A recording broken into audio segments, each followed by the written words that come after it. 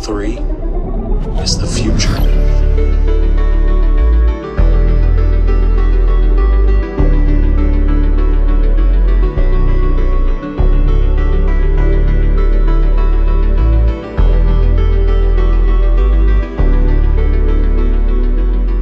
Welcome, crew, to What Are Your 3, a Channel 3 podcast where we take a member of the Channel 3 community, discuss 3 games of their choosing, go through some honorable mentions and some other odds and ends for a nice little video game discussion.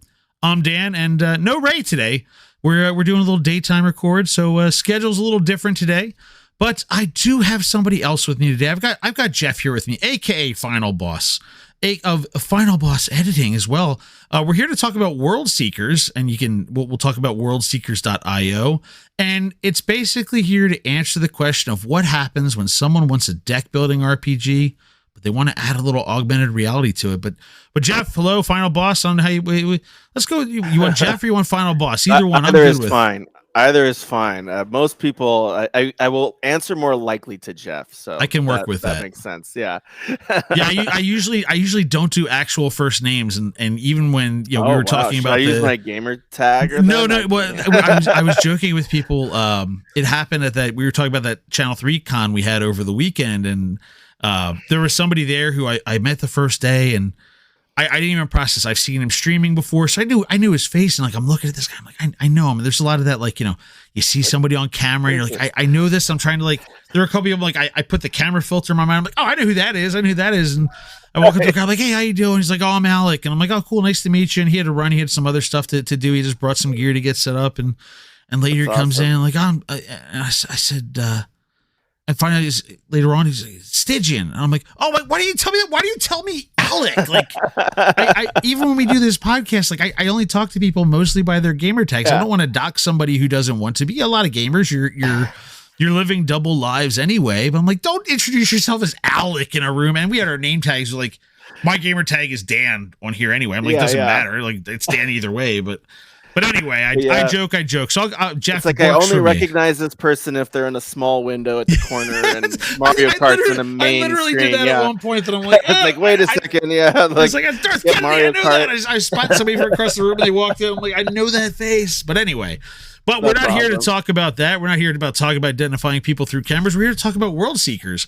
So I mentioned worldseekers.io. You can go see the site now. You've got alpha info up there now. I was telling you, I played the Android version. I will be playing the Apple version. I even played. There's a Steam version as well that worked well. Didn't have the same exploration elements, but I could see everything around where I was, and still able to interact and still able to play. But took a walk around the neighborhood on the scuzzy, hot, disgusting day, and it still worked just fine. But I do want to give a little background for you. That you've done a couple of other games in there. You've had on the resume, I think Chess Puzzle Blitz, Hexapuzzle Sagas on Steam too. I think you got that. Yeah, that one's up in on there. Steam.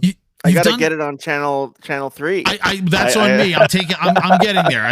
Unfortunately, I would have had that done. Request queue. I would have had it done by today, but again, I blame the weekend. The weekend got. You've had a big conference this weekend. I think cutting some slack is well worth it. Hey, speaking of the conference, that's also in your history, right? You've done some writing in there. It's where the FinalBoss editing side of things comes in. Is that was that a choose your own adventure type of action too? Because I did not get to glance. Like, oh, I meant to look at the rating stuff, and I went looking a little bit ago. I'm like, oh no, I need to. I shared a picture. I still got a couple of my old Choose Your Adventures on my bookshelf in the other room. I said, let's go. So I got to check this out. But you've done some writing in the history there too. I have. So that was actually one of the ones that was a lot of fun. It was one of because I've my career kind of started in writing, and then it's evolved. I've always loved gaming, but it's never really been where I've made stuff until more recently. And so, but I was very happy that my first short story that was published was essentially a choose your adventure about a nightmare conference at a tech company. And so it was very it was very funny just to be like, oh yeah, great. Like the first short story that got out there was had some gaming elements in it, and yeah, more other stuff has gone out, like more short stories, more novellas, and now my novel's coming out this or it's out on digital, and it's coming out in hardcover later in the year. But yeah, so it's Well, been a lot of. what's the title for that one? It's called The Distributor. So yeah, if you listen to the audiobook, you can listen to it now. The reader is amazing. And you can just go to the-distributor.com and that'll pull up the places where you can find give it. us a snippet. Tell us what it's about. Oh yeah, so it's very nerdy side. So like many of my things, very nerdy. So it's essentially in a world with no water. The only way you get water is from these big caravans that ship it to these, kind of derelict towns. Then an engineer who wants to solve the water problem hijacks one of the caravans, rides it back to where they have all the water, only to find out that the folks with the water are about to shut it off for everybody. All right, and then we go from there. Yeah, Nice. so it's kind of action sci-fi, very, very, very driven by the inspirations, right? Like I love my Star Wars, I love my Mad Max, and so it's got a few seeds of that in there as well. Excellent. All right. Well, I dabble. Normally, I dabble into the movies too far, and Ray's here to yell at me. I feel him yelling at me. Like, no, he didn't expect me going into literature. Too bad, Ray. Nothing you can do about it from not here listening to it afterwards, buddy. Well, anyway. It's funny. The real sci-fi movie Deep Cut is if you've seen A Boy and His Dog. That's probably that's an old like 80s sci-fi. That probably is. I didn't like how much old you threw on that referencing the 1980s. But that's a different problem. So. Well, yeah, I mean, you're saying old. I'm like, all right, let's hear what the 50s has to offer. I'm like, oh no, this isn't good. I don't like this. I don't like this. I'm trying to think when Boy and His Dog came out, but that one's a classic sci-fi movie. That is. Where some more of the distributors' inspirations came from. It's just most people don't know it, so I reference Mad Max. And I'll be hitting Just Watch tonight and figuring out where that thing is at. So yeah, it's a classic. I gotta use more of those tools. I always forget, but anyway, that's the one I go to. I'm like, there's too many subscriptions, too many services. I got to go to that, but that's smart. We're not here again. Ray will yell at me. We're not here to talk movies. We're here to talk games. But I'm going to swing us back around to World Seekers. Again, worldseekers.io. You can find everything there. It's on Channel 3. By the time you hear this, there will be a quest to go forth and play it and give it a shot also. And the description that hooked me, kind of the initial email, and I'm on a lot of PR lists, a lot of distribution lists, but this one caught my attention with just the tagline of think Hearthstone beating Pokemon Go. So okay, you have my attention.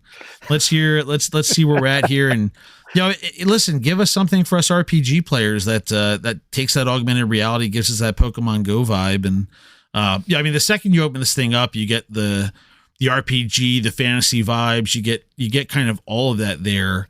But I just want to kind of ask. So you've done some other kind of puzzle games, you've done some things along those lines in here. This is and I don't mean to disparage when I say a lot of indie games these days. You see a lot of Metroidvanias, a lot of roguelikes, and those frameworks are really good. Your ambitions to bring in this augmented reality piece particularly intrigued me. Again, I don't disparage those other things. Like you look at my library. There's a lot of roguelikes, a lot of Metroidvanias, and we're going to be talking a lot of roguelikes as we continue down your list here, but that's not my point. I don't want that to sound wrong, but I was particularly intrigued by this augmented reality element of taking your surroundings. So like, what made you say like, I'm going to go do this thing in this way? I mean, yeah, I think it's kind of a funny marriage. So I worked for many years with my brother on a company that helped like local businesses, right? And we started to focus more on how do you get someone to visit a local business that maybe they've never tried before, like go to this little mom and pop coffee shop versus a Starbucks, right? And so I was researching a lot of the gamification around that, and then eventually I also got really into Ingress, and it was one of those things where it was one of the first gaming experiences I had where I would just feel mentally healthier, I would feel physically healthier. I was because I would like be on an Ingress kick, and I would literally just walk around downtown San Francisco for like 4 hours at midnight. My brother would laugh at me. Will make us move. They will get us off our rear ends one way or the other. So my brother laughed at me and be like, Jeff's on his gaming, his gaming binge, but I would just be like wandering around the city collecting portals or collecting portal keys to be precise. But but I think that was like really, really cool. And then, as I got into that game, I kind of was disappointed that there wasn't much beyond the core game. Little Like, skipping, a little bit of a skipping stone across the surface. You had ideas there. yeah, but I feel like that's kind of our inspiration with World Seekers is even if some other big company with all the monies and everything does it, I hope that, World Seekers can in the very least prove that, hey, there's something uniquely special about, going on a walk and discovering something new, wherever it is, like even, and so obviously we're working at bringing more, real world benchmarks and stuff in, but even in the current environment, like just being like, oh, there's a XYZ near my favorite coffee shop or whatever.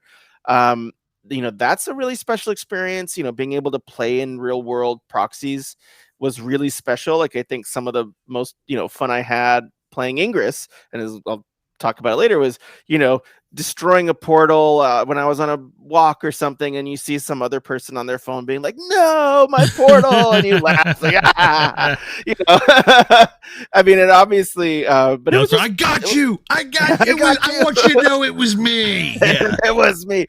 But it was just, it's one of those, game mechanics that I feel like if we just had some of more attention on it, there is such a wealth of experiences that you can give to players. Because I mean, games, in my mind, with all of it, it's all about how do you deliver a special and new experience to somebody. And I feel like, with any new controller, like, like there's mouse and keyboard, there's, controllers.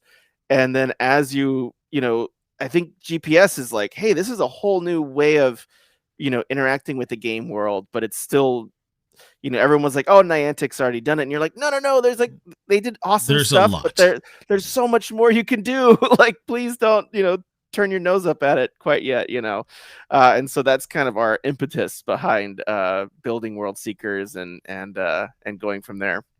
Yeah, I mentioned, I think I mentioned, I can't remember if I mentioned it was in the last few minutes when we started talking officially on recording or before, but you get the vibe as soon as you open things up of like, okay, I get, we're in an RPG world, you get that high fantasy element, and it feels different because as much as like I came along probably after the Pokemon, I was a little too old for Pokemon, it just never hooked me the same way. I did get involved with the Pokemon Goes of the world, and even I've got the trading card game on my phone for like helping my kids out. And I played the Let's Go Pikachu, the remake of the original one, like just to my kids. But there's something about like the art style for me as opposed to the Pokemon Go of it all. Like I kind of dig this being different. Like you've got this. I'm not an artist. I can't describe the style you guys have gone with here, but.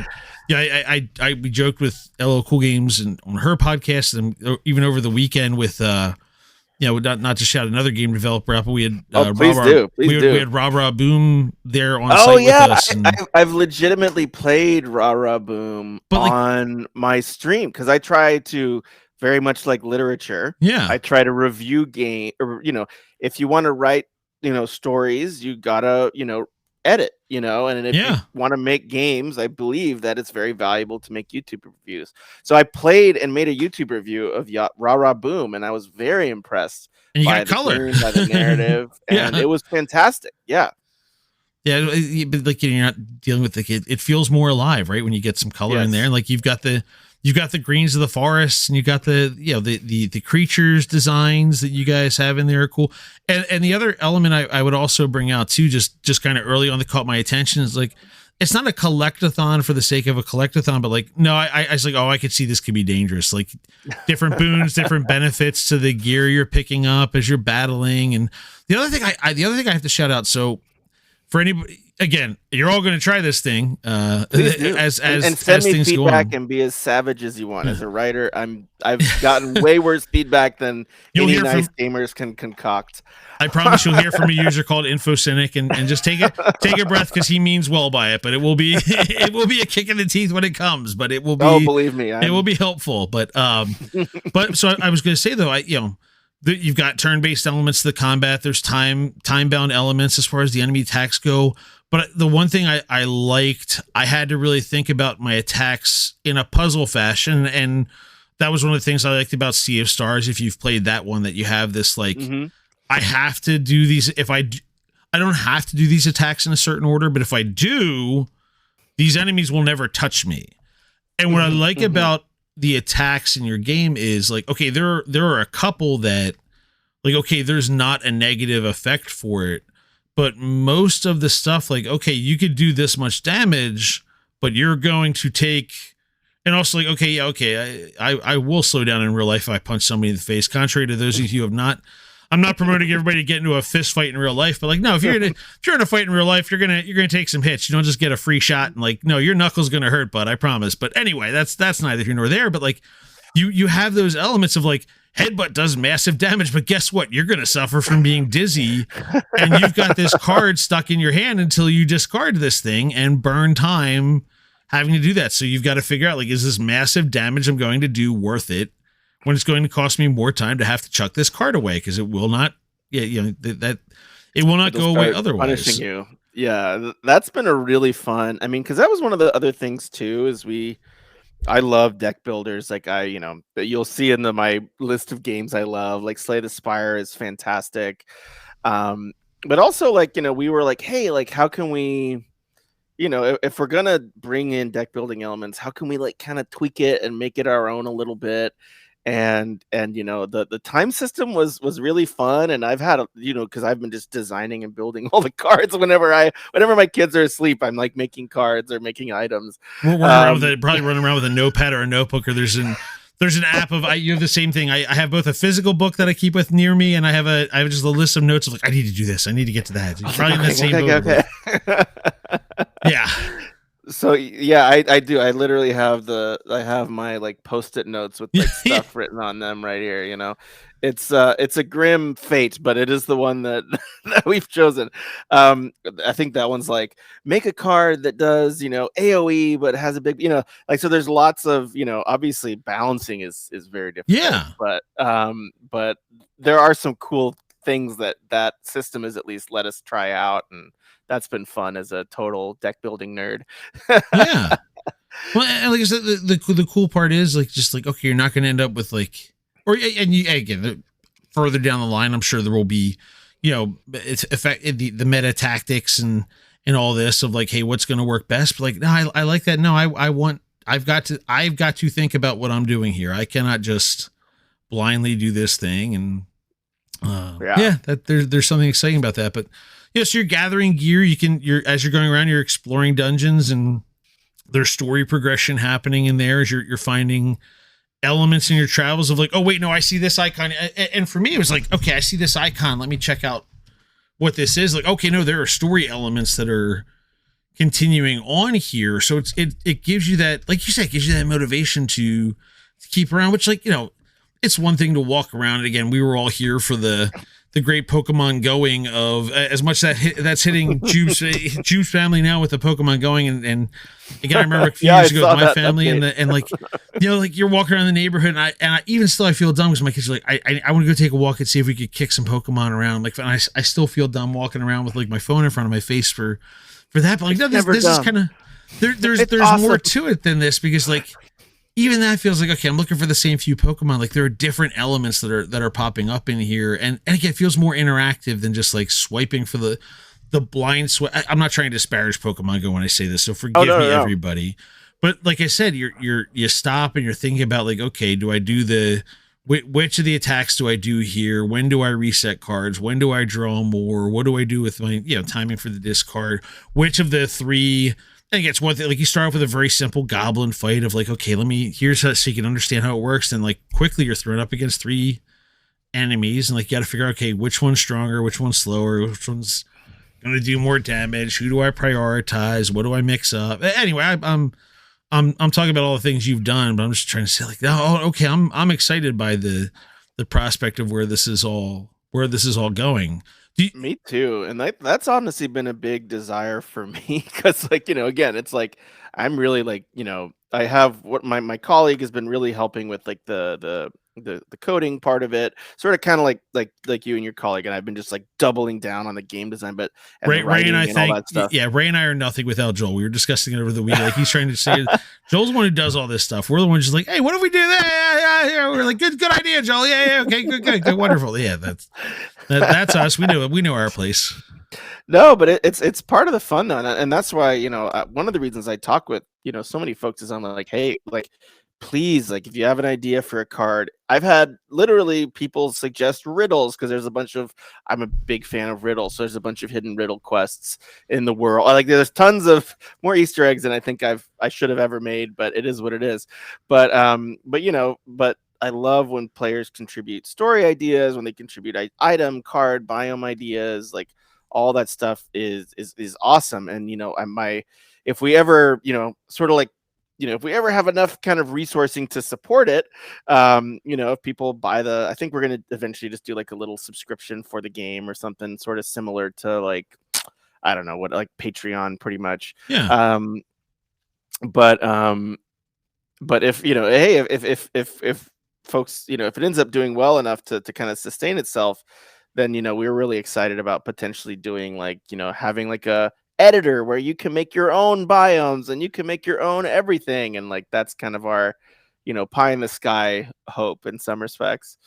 Well, there's even like there's like Destiny, World of Warcraft elements of like, no, you could pretty easily just kind of keep this going and going and going. Not that I'm trying to like add infinity to anything anybody's trying to do or whatever, and like not every game could go on forever, but like it's simple enough, and if it fills that element of like, okay, something while I'm taking a walk around, getting my exercise, something's got to drag me outside when it's 97 degrees and 127% humidity.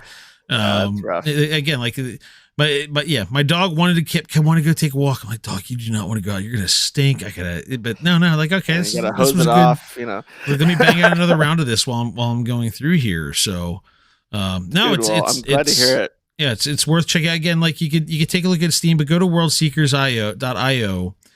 The links for Apple and Google are right there. Super simple to pull up there. Again, by the time you are hearing this, you will see that there is a quest out there to go play the game, share your feedback on what's there. And again, if you just go to c3.gg/FinalBoss, just look for FinalBoss. You'll see Jeff. Jeff is on here. I had made a FinalBoss editing account for like the company as well. Jeff just jumped on his FinalBoss. Even should I have like used that? No, you're good. No, you're good. I'm like I can send you that if you ever want to do anything officially corporately too, for all I care. But again, just go to You'll find FinalBoss. He's on here, so that you can send the feedback directly through that. But again, go do the quest, take a look at it. The RPG folks, you like. And again, I will say for us olds who are in the category that like. We didn't quite miss the Pokemon, or we may have aged out of the Pokemon, or like it just didn't hit for us. Like, oh no, this is a different group of us who are here for this game. And not to say the Pokemon Go players won't, because I'm concerned of turning this on for my son, and he will be like, he's in, he'll be in. I have no doubt when the time comes, and I'll get him in on this too, and he'll want his XP that day too, so he'll be going and finding it himself, I'm sure. But I appreciate that. But yeah, check it out, worldseekers.io. Any other thoughts you want to share about the game? Especially with the XP, one of the big challenges I've put out is there is a end of game riddle. It's like a very small prize. I neglected to mention this. I'm sorry. Oh no, but I mean, I think that's probably too intense for the XP because it's a very, very difficult. So I love those puzzle game books like The Maze and 11th Hour. If you've read that to the kids, which is amazing. If you haven't, you should get 11th Hour by Graham Greene. But essentially, there's just tons of hidden clues all over the world for this one. There's a bunch of little riddles, but there's this one big one, and whoever sends me the answer of email first gets $250. I did not know if that was cashed in. Yeah, that's the other thing. I was like, I didn't want to say that and be like, oh no, sorry, okay, no, it's out there. So there is still open. Forget the XP. There's a cash prize out there, people. It's extremely difficult though. That one I set the bar pretty high because we're a small indie. So if you want to get money's on info, you gotta work for it. Don't let me down, info. I believe in you. This will be your baby. But I'll take my hat off if somebody solves it. It's not easy. Awesome. Hey, I good. kind of was like, I was asking my wife. I was like, I think I made it too hard. No. But we'll see. But she's like, oh, Jeff, it's fine. You want it to be But, you know, rewarding. That's all. It's true. But yeah, I would love any help on the quest. Like, I'd love to write an event with a Channel 3 shout out in it in the game. Like, that's all stuff that I just that's why I do this, is to connect with other people who just love being creative, sharing things that bring them, like, that's what it's all about, sharing these creative experiences that bring us joy. It's like gaming's like the purest form. It's just like, how do I share joy with somebody else? So this game gave me joy. How do I share that? And I think that's something that, anything I can do to like drive that mission along, I'm in. Awesome.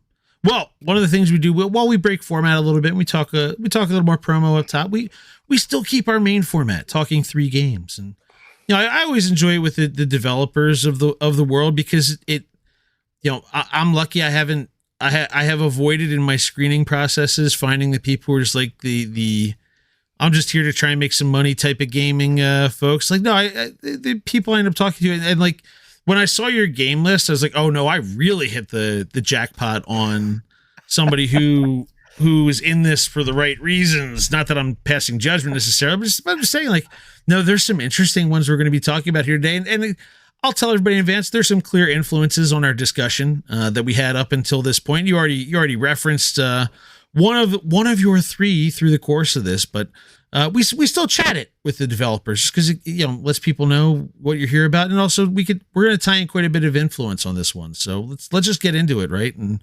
let's talk NetHack. Rogue's all right. Rogue's grandson outside of marriage. There's not. Is that the way for me best to describe this? It's I think that counts. And I do got to say, I was looking for a NetHack category on Channel 3. And it's on my to-do list. That was one of my reports I sent in. I was like, don't worry about the next game. This is the one to get in there. It'll be in there. Don't worry. This has been going for since a long time ago in 1987. Since you were saying the 80s was dropping weight, the year ago was way too. I guess I have to do the same thing there. But yesteryear. Yeah, the idea was an offshoot of Rogue and Hack, and even like stable releases dropping. I think the last one was 2023, maybe. Like it was this last couple years. Yeah, and the mysterious dev team will grant us new boons every now and then. But yeah, you're taking and again, for anybody who has not heard me on the soapbox before, the reason why you hear something's called a roguelike is because of the game Rogue. So this is literally the grandson of Rogue. I don't know if Rogue's wife was aware of this one, since Hack got involved, and there was some but anyway, some custody battles, we didn't let them figure it out. Some side payments to people to keep quiet, second family in another town type of thing. Some non-disclosures were But anyway, so you got the roguelike with the fantasy elements with Rogue and Hack, and this one gets a little weirder. It gets a little more timey-wimey. I will say that, instead of I say anachronism, and I feel people getting angry at me, so I'll just say it gets a little timey-wimey too. They have a little fun with this beyond just the high fantasy. No. So go on. It's awesome. So how did you wander into this first and foremost? So I discovered NetHack in years ago when I was in college with a few colleagues, and one of my friends, it was one of the only games he had on his old PDA as like little organizer. Okay. Oh yeah.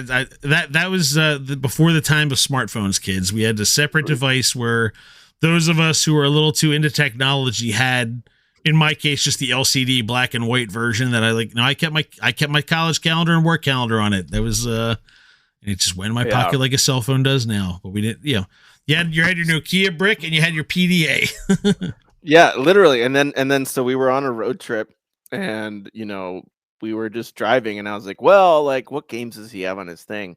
And I was like, oh, this one looks like the most interesting out of like Block Breaker or whatever else. And then I was like just hooked, and literally people made fun of me in college because I would be sitting on my computer in like economics lectures or whatever, and there would just be NetHack in the corner of my screen like constantly. Make the lecture more interesting, Prof. I don't know what to tell you, bud. I mean, I agree. I mean, but it was I think one of my all-time favorites. Just like the emergent, I mean, that's like the whole thing that I think is so special, is just the way they have a lot of independent systems, a lot of like really clever, some scripted battles. You should make a quest for the Sokoban levels, in NetHack whenever, if you add it to the thing. Just saying. Because those are like locked levels, and so is like Mind's End for gnomes. But sorry, I'm a big nerd. No obligation. As I No mentioned, I'm obligation. taking my unfortunately. I mentioned I'm rearranging everything, and no, my notes are restful, but I'm making that note right now. That's one to take a look for in the future. But yeah, I mean, I think it did a few, like the combat system is really thoughtfully modular, where you can do multiple things. Like, so you can cast, like, let's say a wand, you can cast a spell with the wand. You can, if this wand's run out of spells, you can apply Just it, use slap it a 'em bunch with of it. times to get one more. Yeah. Or you can break it over your head, and if it still has charges, it'll do some crazy huge explosive effect.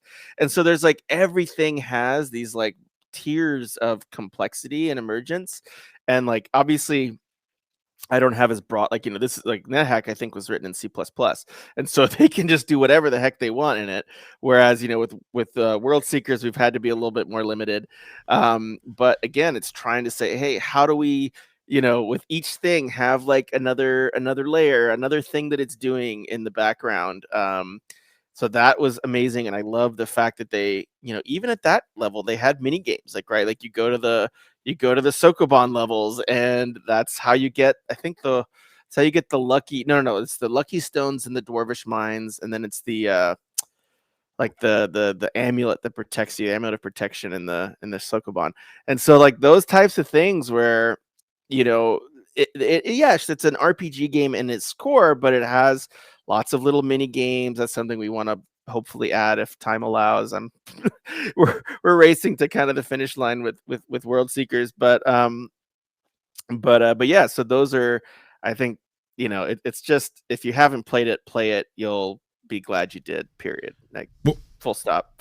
Recommendations for people on classes and pets.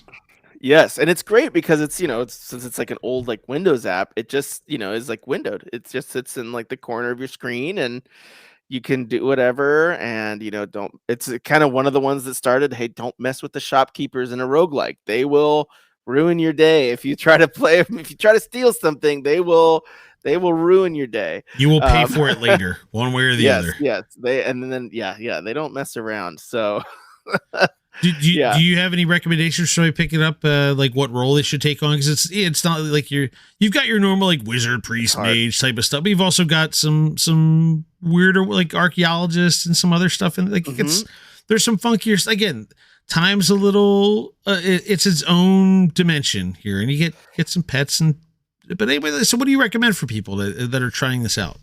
So probably like the easiest is wizard and barbarian to like just get in, get working. The one that I played the most and that I just love is the monk, but because it can only do, it's very difficult. It can only do cloth armor, no weapons. It's all hand fighting, like the kind of the D&D monk archetype. But there's a lot of little clever things where, again, this is kind of that multi-system interaction where, like, so a cockatrice is like a special animal that will turn you to stone if you touch it or look at it.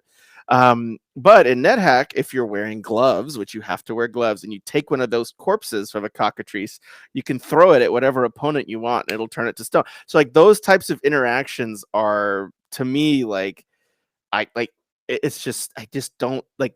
It's I can't so believe I could rare. do this. Yeah, it's so rare. Like, I've never, even like other roguelike games, that level of interactability and like kind of these different systems that are like, everything has been thought out. You get that full D&D experience of like, I kept that corpse for a reason. I'm going to hit you with it now. Like that's something you only get in like in a next level D&D game. Yeah. Yes. Like my son's been picking up D&D groups, and I'm like, buddy, you gotta think outside of the box. I assure you got a good dungeon master up there. He's gonna be ready for whatever stupidity you guys are gonna bring. You gotta bring it. It's not just about the character sheet, guys. And NetHack is here for you for that. Yes. And so yeah, that is, Oh man, such a great game. I'm gonna like, I always download it on whatever phone I have, and it's just it's a legend in my mind. But yeah, I can wax poetic longer, but I know you'll probably want to like, all right, Jeff, Well, wrap it no, up. I'm worried about you. It's like I was like, we're already nearing the time I booked, only because you and I were yapping for so long before. I was talking to your ear off beforehand, so I'm Oh no, sorry. you're good. You're good. I got Well, time. I don't have anything else as going long on. as long as you're good, Tell cool. We're good tell then. the Move. daycare pick up in an hour or so. And We'll be other than that- fine. But we do have a different development cycle to talk about here for your second game, because you brought No Man's Sky into this, which is a better example, in my opinion, than even the Cyberpunk 2077 about why people should believe in their product and continue to support it, even if launch doesn't go well. You don't pull the plug and bury it after a week. There's a reason why you developed it, and yeah, Sony. I didn't say it. I didn't. You can't prove I said anything. But yeah, marathon. I'm bored. Marathon's ever going to see the light of day after the last year's gone in that alpha. But Man, I'm not here sad. to talk about Yeah. that.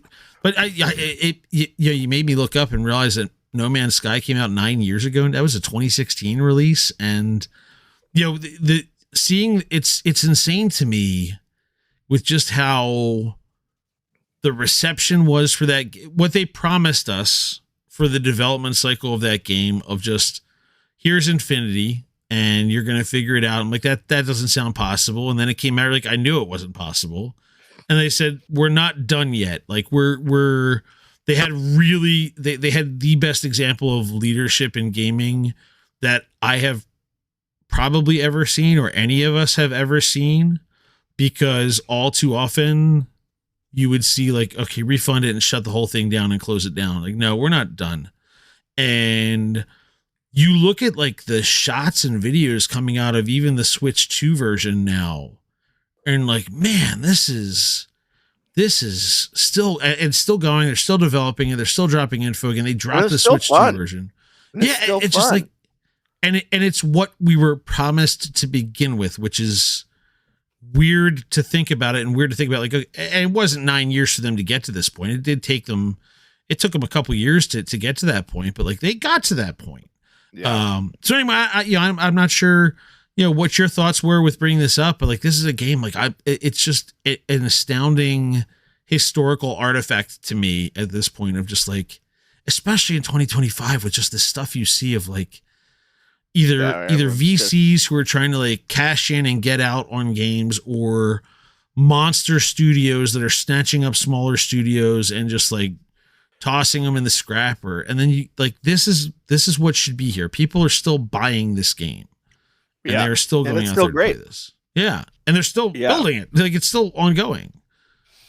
Yeah. I think Hello Games has done fantastic. Like, yeah, it's bar none in terms of being able to say, hey, look, like, we did our, and in some ways it was kind of early access before early access was a thing, but I don't think they were really ready for it. But then, hey, they showed up and like did their best and made, I think that the cool thing too about, and this is something, I hope happens with our projects, we'll see, is just the fact that they've continued to add and update, new content and new things you can do, is also, they've added quality of life improvements on everything, because they're still putting fresh stuff in. And so like, the ship battles were like not very fun.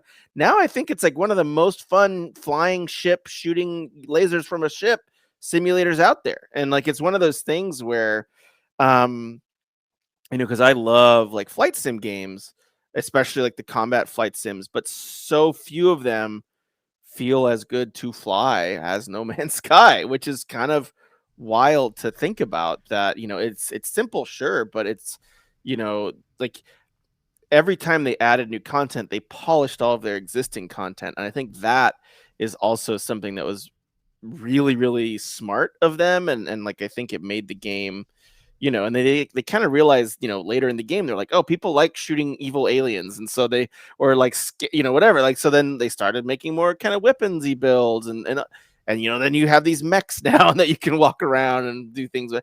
So it's an amazing, kind of testament towards, their commitment as developers, but then also, not just like throwing new content on to like fix the issue. They're actually very much you know, enriching everything they've already made. And I think that's also a really, really, commendable approach they've taken. Yeah, the surreal thing to me even too is we had Starfield announced, right? And you're like, oh, they're gonna come eat No Man's Sky's lunch. Like they're gonna come give us Elder Scrolls and Fallout in space and like all the stuff you talked about, like the space battles and like I think Starfield kind of missed the mark on that. And like there's a lot of discussion after the Xbox content a few weeks ago of like, yeah, I guess Starfield's done. I guess that's the end of, even though they haven't said like that's the end of it, but like now it's done. And like No Man's Sky has perfected all that stuff. And I guess they just kind of moved on. So it's so weird to me that 9 years later, like another game tried to come for that realm and like, no, we got this. We're good. And they're still going. I mean, my hope still is one day No Man's Sky. So this is another. I don't know if any of my games I talk about. I guess Netflix kind of does this, but or NetHack kind of does this. But eventually getting UGC, I think that's something that like, being able to make your own planet challenges, to be able to make stuff like that and hide it in the universe of No Man's Sky is like would be amazing, right? I think Yeah. that's the part that I'm like, oh, like give me that, like but again, like we'll see. I think there's a lot of structure to make that happen. But again, you've made you've tied this into the AR the geography side of this, which I'm impressed and seeing it work. Like, it's working too in my random neighborhood. So like, no, there's I say that like, I'm sure it's not easy, but you guys were already tackling not easy. I think there's hope, right? And I think that's the thing with our, with World Seekers that we've learned is that like, hey, you don't like, let's say in No Man's Sky or whatever, I make a challenge dungeon or one of those like derelict ships that you do like essentially a little roguelike run through. You can make that, but then No Man's Sky can say, I can surface that in whatever solar system of players in, right?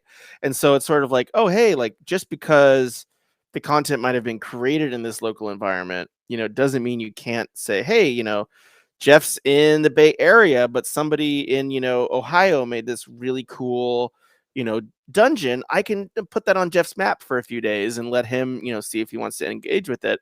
And I think those are, I think those are the fun problems to solve in terms of like, hey, if you have this great player generated content, you have some of these special things, how do you structure your world in a way that makes it, accessible to everyone? You already made it sound a lot easier the way you just described it. Yeah, come on, Hey Games or Hello Games, let's make it happen. Well, your third game, you touched on this one quite a bit. Ingress, aka Ingress Prime, depending on when you came along, but Niantic again, you're your augmented reality champion out there, getting the phone and just geocaching with Capture the Flag. Is that the idea? As you're talking about it.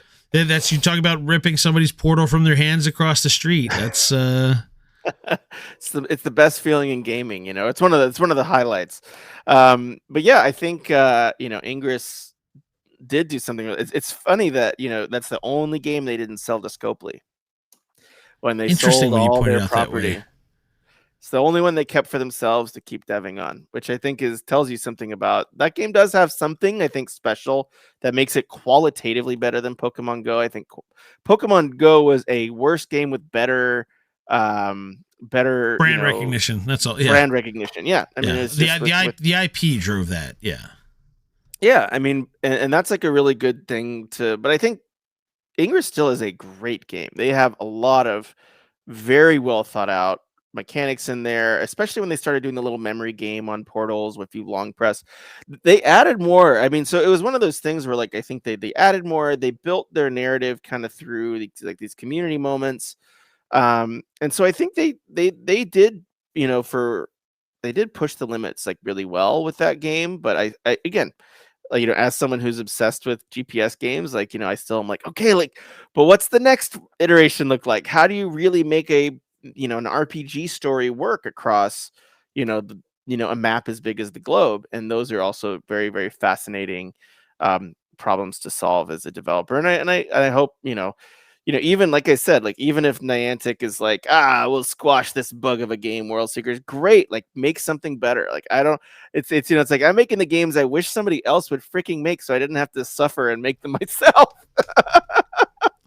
Because it's not easy. Well, no, it is. I mean, I'm sure it's like you wish there was a social media app that was as good as Channel 3, but launch the rest into the sun. We're good. Yeah, let them do it. Yeah, like let them do it, but then they don't. But again, of course, like no one else is doing it, so you got to kind of roll up your sleeves, Yeah, you have a few honorable mentions I want to touch on here too, and again, I think two out of three, I think you could see some clear elements here. The first you brought up was Slay the Spire, and again, you mentioned this one earlier because this is one of the. Trying to think if it's the best deck building game at this point that's out there. You mentioned the Blizzard version of it before, and like that's got that cash grabby element to it too that just like kind of unleash it. But and we got Slay the Spire 2 on the horizon too. Like these, I'm in. This is Slay the Spire though. You brought that up. Yeah, and I was actually very. I loved the work that team did because they made another one, Ratopolis, I think, after Slay the Spire, which was like a deck building tower defense. And I thought they had some other really cool things they did, like some quick time events when you played cards. Like if you play this card, you have 10 seconds to tap the screen, and the more you tap, the more damage you do. Like that stuff we want to bring into World Seekers eventually. But I think there's some really cool stuff they were doing. I think that meta design of that game wasn't as good, but it's hard to beat Slay the Spire. I mean, they was the champion of so many kind of roguelike deck builders, roguelike games. Like so many people used, they innovated on how that map is built in terms of, hey, here's some battles, here's some quests, here's some whatever, and it's randomized, and here's some boss battles. And they innovated on the card system. And so I think that was a master stroke when it came out, especially because there was just nothing else like it. And obviously there's more stuff in that genre now, and each kind of, which I kind of love, is like each kind of game takes their own angle or focuses on their own kind of aspect, like sort of like what we were saying, like, hey, like we really wanted to think about this time and auto attack system or weapon attack system for our game. And I think that's it just they opened up like a kind of a new opportunity of just like, oh, hey, these are all the cool toys you can play with in deck builders. Like there's more than you think.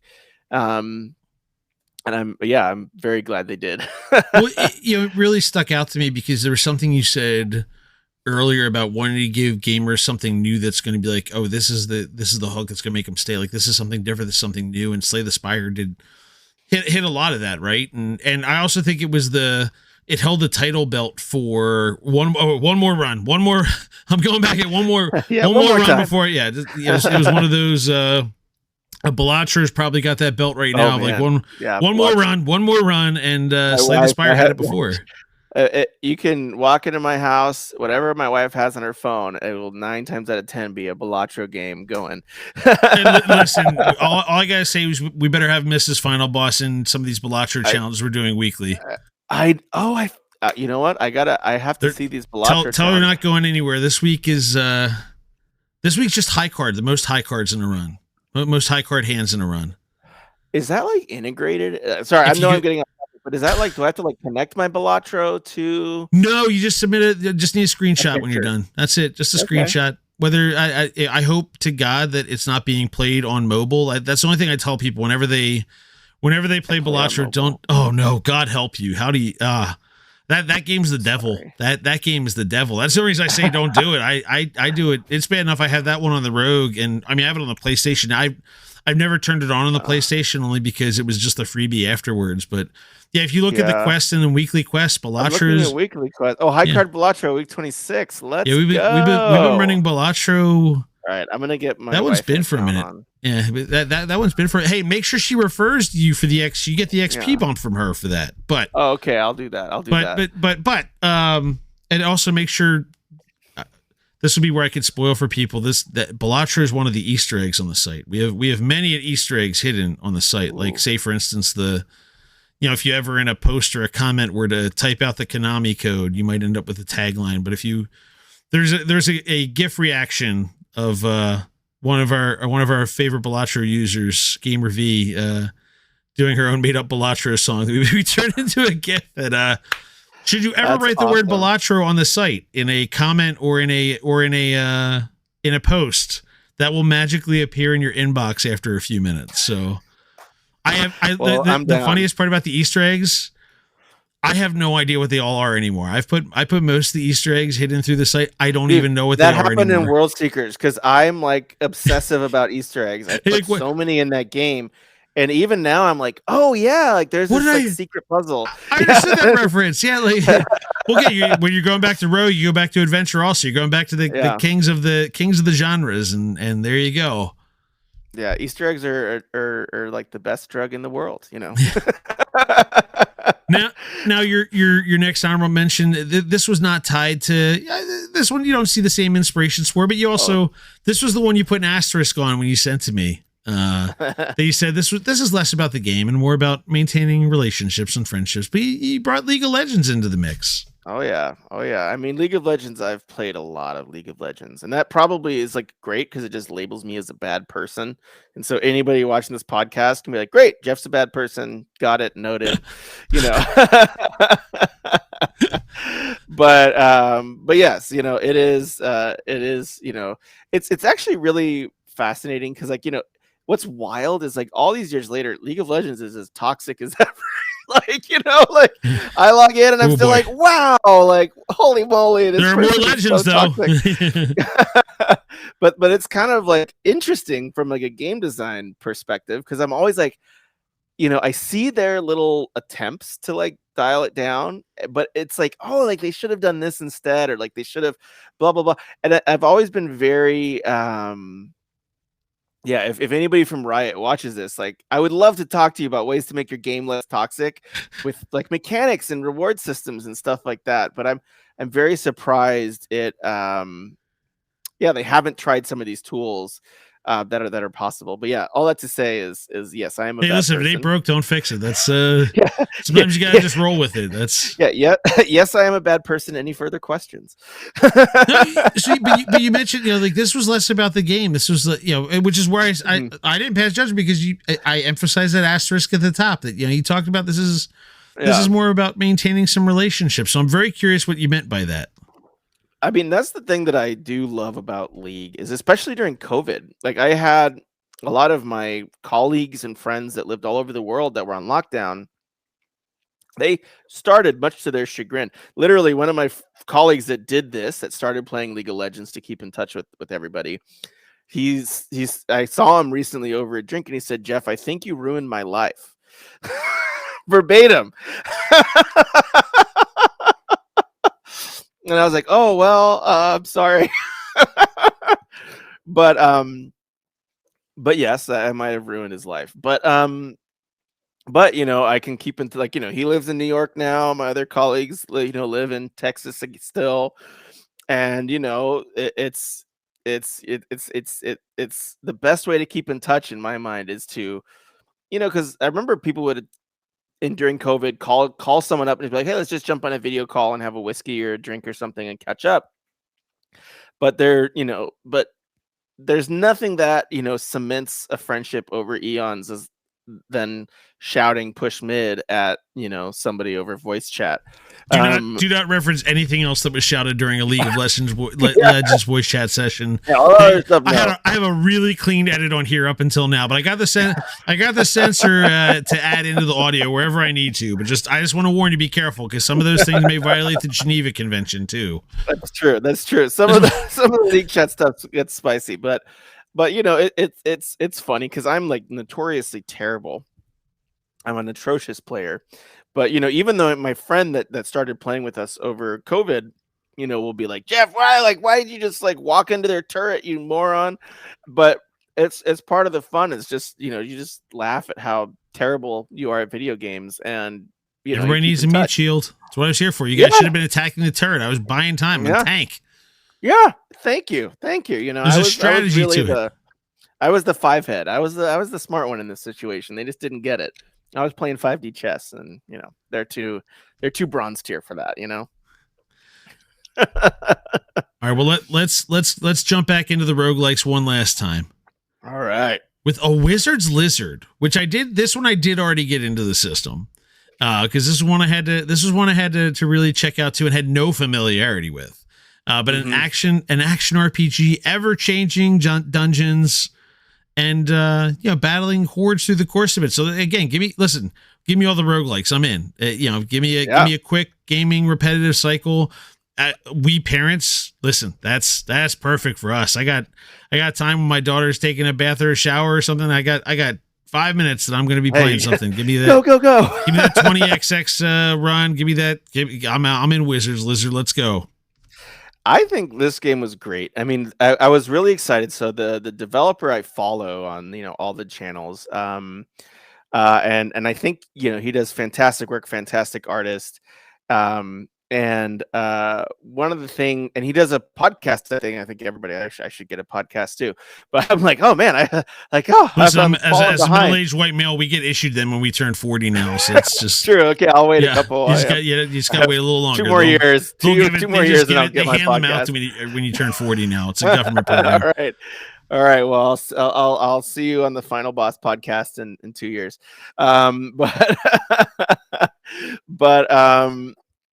But yeah, so that was the but he made that game. It started, I think, kind of like similar. It had a lot of the same ideas as like Binding of Isaac. It was kind of in that mode, but I thought the things that set it apart was like the art style was amazing. They did a really clever use of like a collectathon mechanic, and so that's kind of like what we're adopting in some ways in the World Seekers items. Say, hey, did you discover this like special item? Were you able to beat the main quest with this special item equipped?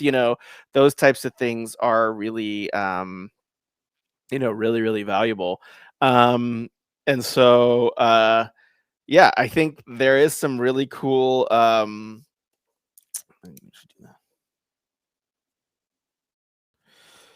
boss defeat. Sorry. I'm like writing these things down. I'm like, no, listen, gotta write it down when you can. It's fine. No, I'm like, I got my post-its, but I'm like, inspiration strikes. But I was like, yep, that's the. Let me write that down. If you beat the max level daily dungeon, maybe you'll get a little silver if that item's equipped. Silver, gold, bronze. But anyways, but yeah, that's kind of the vision for for what they did, and then the story was really charming too. And like as much as like really dark, intense games like Binding of Isaac, like these things are fine. Like it's there's levels of darkness to that one. There's the visual darkness to it. Then there's that's just dark. Oh boy. And so like it was nice for me to be able to like play that game, kind of play that environment, but with just like, because there's as I get older too, I think I'm just like, when I sit down to play a game, that's why I really wanted to play Elden Ring. I wanted to get into Elden Ring, but it was just so punishing that I'm like, look, I just, and I have 33 minutes to sit down and play a game. I don't want to just be reminded of how terrible I am at video games for like those 30 minutes. And so those are some of the things. Welcome to FromSoft. Yes. Yeah, it's exactly right. And it's just like, oh, cool. Like I'm just not that target audience anymore. Fine. Like, I respect that you're talking to a different player than me, but I think those kind of upbeat, just kind of charming, fun games.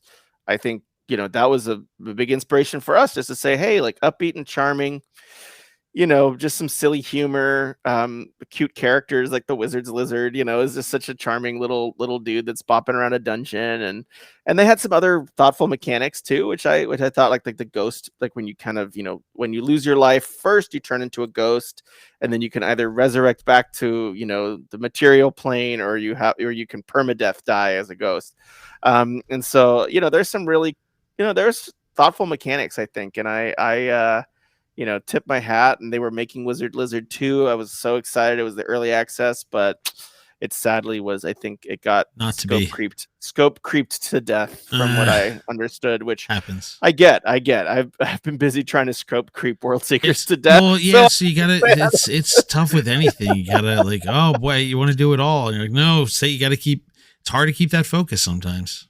Oh yeah, that's the thing that is so difficult. But yeah, you never know. What I've got 2 questions if you're good to wind things down. thing one, we usually take a question from the Channel 3 history books that we pick to discuss.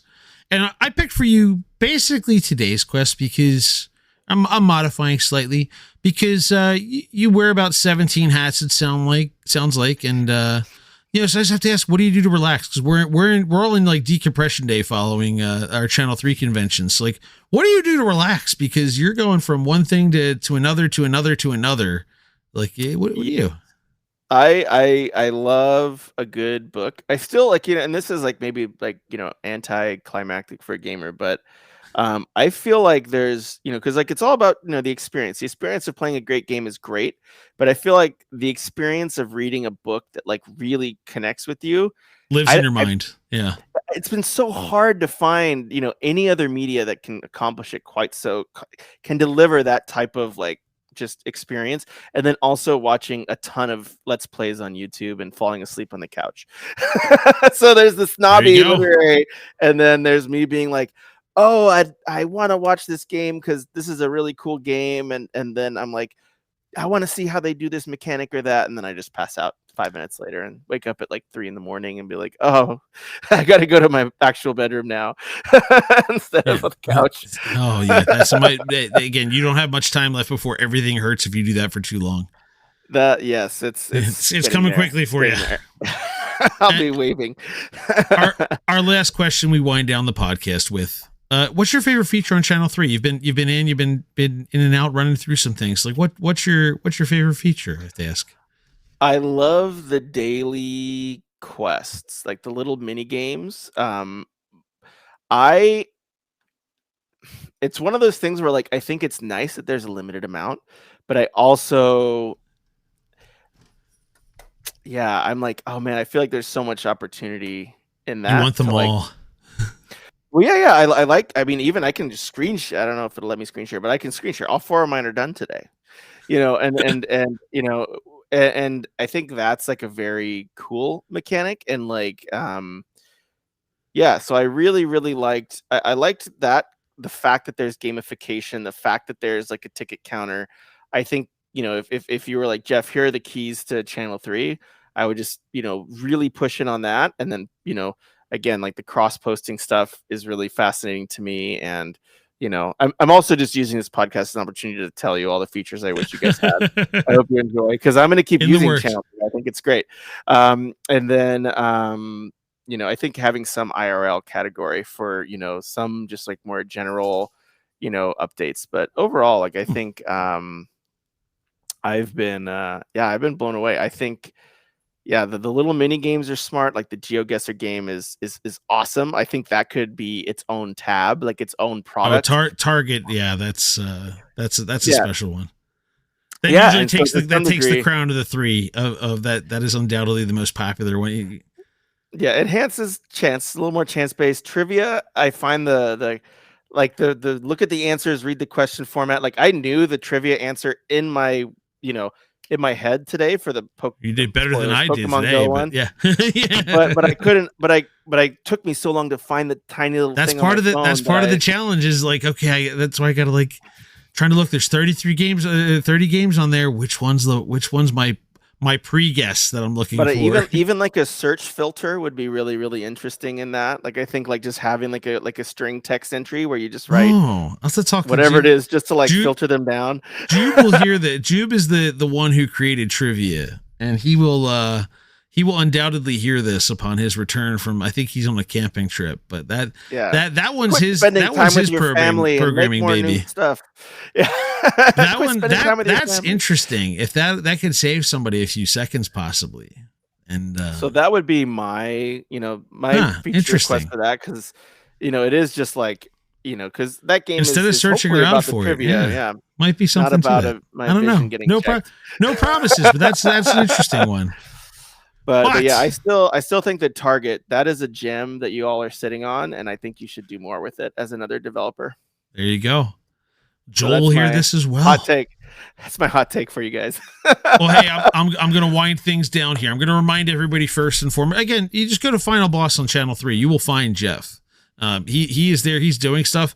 I have I did not tease because you'll actually be Wednesday's podcast episode, so I did not will tease immediately after this, and I've been you've been on it for a couple weeks, and I've been excited at that. Thank you for that. And but I will remind everybody, besides finding him at FinalBoss, and FinalBoss editing is the corporate page effectively tied to the game as well. But all the links are on both of those accounts for everything. But worldseekers.io, that's right where you go. And that will take you especially to the, my personal recommendation, the Apple and the Android versions. I can't speak to Apple, but I will say the Android version plays real clean right now. I think you have it listed as an alpha specifically on there, but go do that. You will see that as a quest on Wednesday. So you'll get a bonus if you do it that day. But again, it will be an ongoing, play, demo this thing, check it out, and share your feedback. And, we'll get some things going there. But again, worldseekers.io. Thank you, Jeff, for your time. I will remind everybody as I land this plane, this is Ray's part that I now get to not screw up. So worldseekers.io, c3.gg/FinalBoss will get you right to Jeff. All of Jeff's links are there. The podcast, c3.gg/podcast, take you to our home on Spotify. We're on Spotify, YouTube Music, Apple, Amazon Prime, or we're on Audible. You mentioned audiobooks before. We're on Audible too. We're there. We're on all the we're on places I've never heard of for podcasts that someone will tell me this. I'm like, oh, cool. I didn't know that existed, but I'm happy you have it. But I'm Dan. Ray's not here with me today. Joel Willis, executive producer, programmer, everything over there. And just a shout out to Caster Garden, c3.gg/Caster Garden. You'll be hearing from him again in a few weeks, because that man's down in North Carolina making things happen. He's working on his game developing himself as far as working on the music side of things goes. So Caster Garden does our music, and you'll hear from him. Jeff, thank you again for your time, sir. Appreciate it, and good luck with the ongoing development. Thank you so much. I mean, what an awesome convo, and thank you guys for just making Channel 3. I think it's the best thing I've seen in the social media world to date. So well done. That's not hard lately. That's not hard. I'd launch the rest. I'm telling you, if it wasn't for Channel 3, I'd launch the rest into the sun. And now I'm going to play Caster Garden's music and end it here. Sounds great. Well, thank you so much.